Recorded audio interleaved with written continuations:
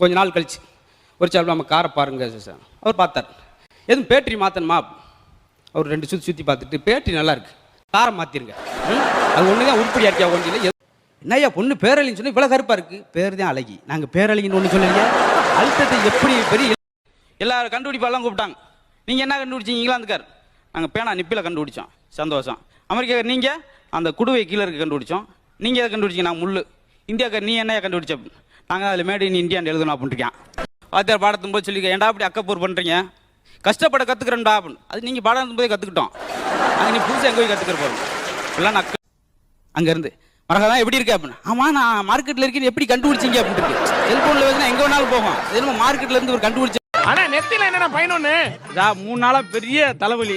Okay, தலைவலிக்குதேன்னு சொல்லி 10 போட சொன்னாரு. 10 போட்டும் தலைவலி தெரியல. அதான் 11 போட்டிருக்கேன். பாருங்க, ஒரு செஃப்பா இருந்து நான் இது எல்லாத்தையுமே கண்டுபிடிச்சிருக்கேன். ஐயா கண்டுபிடிச்சிருக்கீங்களா? யார் ஒளிச்சு வச்சான்னு சொல்லுங்க. ஜவஹர்லால் நேருடைய மனைவி பெயர் என்ன? மிஸ்ஸஸ் ஜவஹர்லால் நேரு. பார்த்துக்கிட்டே இருக்காரு. ஐயோ இது ரைட்டு மாதிரி தெரியுது. ஏன்னா மிஸ்ஸஸ் ஜவஹர்லால்னு ஒரு இது இருக்கு. அவங்கள வந்து ஒரு வாத்தியார் கேட்டார், என்ன தம்பி ஏன் சோகமாக உட்காந்துருக்க? நீ போய் விளையாட வேண்டியன. இல்லை என் பலூனு கருப்பாக இருக்கே, பறக்குமா? அதான் எனக்கு வருத்தம். எல்லாம் கலர் கலராக இருக்குது. எப்பா அது உயரமாக போகிறதும் தாழ்வாக போகிறதும் வண்ணங்களில் அல்ல, எழுகிற எண்ணங்களில் தான் இருக்கிறது. ஐயா நான் சுத்தி வளைக்கல 7 பேர் 8 பேர் கொண்ட டீம் இன்னைக்கு எங்க. ஐயா நீங்க சுத்தி வளைச்சீங்கன்னா நாங்க கடப்பாறை வளைப்போம். மதுரை வீரன் தான். ஒரு தென்னை மரம் இருந்துச்சான். அந்த தென்னை மரத்துக்குள்ள 40 போலீஸ் துப்பாக்கி கூட நின்றுக்கிட்டு இருந்தாங்களாம். ஏடா பண்ணு? அங்கதான் கொலை விழுமா. தென்னை மரத்துல குழம்பு போய் சாப்பிட்டாரு. 2 நாய்க்குட்டி பார்த்துக்கிட்டே இருக்கு. ஆஹா, உடனே ஒரு துண்டை நாய்க்கு போட்டாரு. சார் எடுக்கவே இல்லை. ஏன்? தோல் இருக்கு துண்டை போட்டாரு. மதுரை முத்தையா, நீங்க ஏன் மேலே ஏறி உட்காந்து படிச்சிட்டு இருக்கீங்க?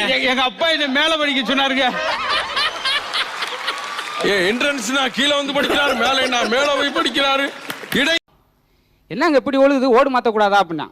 அதுக்கு அவர் சொன்னார் ஓனர், இப்போ எப்படி மாற்ற முடியாத மழை வெஞ்சிக்கிட்டு இருக்கல அப்படின்னா. ஏய் என்னையா ரொம்ப அகராதியான ஆளர் போல. இப்போ என்ன பேவா?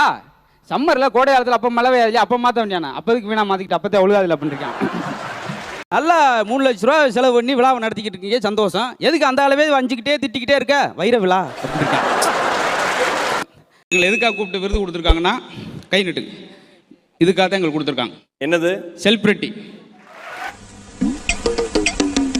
அப்புறம் இமயமலை எங்கே இருக்கிறது? பாட புத்தகத்தில் 13ஆம் பக்கம் இருக்கு, வேற என்ன எடுத்து பார்த்துக்க. புத்தகம் எங்கடா இருக்கு? புத்தகம் எங்கள் வீட்டில் இருக்கு அப்படின்ட்டு அது ஒரு பக்கம் எங்கிட்ட டென் பண்ணி போறாங்க, புரியமில்ல. அப்புறம் சொன்னார், ஐயோ என் பிட்பாக்கெட் அடிச்சுட்டு போறான், ஸ்பைடர்மேன் வாங்க வாங்க சப்புன்னு அடிச்சேன். ஒரு பிட்பாக்கெட் அடிச்சுட்டு போனது ஸ்பைடர்மேன் தான். அப்புறம் மறுபடியும் அவனை இதுக்கு கூப்பிட்றேன். அப்புறம் சோடியம் குளோரைடு எப்படி தயாரிக்கப்படுகிறது? எப்படி தயாரிக்கப்படுதா எழுதுறான், அற்புதமாக எழுதுறான்.